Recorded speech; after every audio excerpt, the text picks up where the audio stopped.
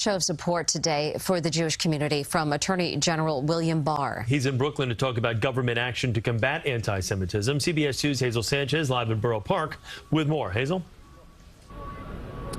Yeah, good afternoon, Chris and Mary. Attorney General Barr met with Jewish community leaders here for about 2 hours this morning. He sent out a very strong message that anti-Semitic crimes will not be tolerated, and the federal government is taking action.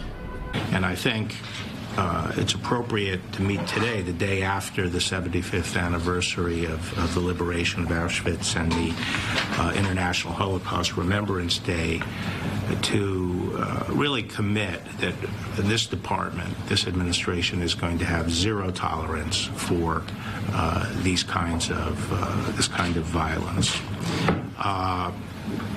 As I said before, it strikes at the very core of what this country is about.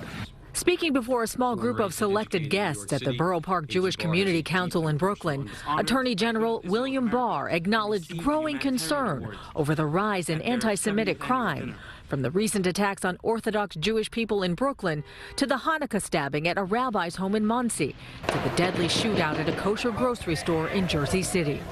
Barr said the Justice Department is working with the FBI to make sure anyone responsible for anti-Semitic crimes would be brought to justice. I think it's important for the federal government to plant its flag and to show zero tolerance, and this will not be an isolated case. We will move aggressively when we see this kind of activity.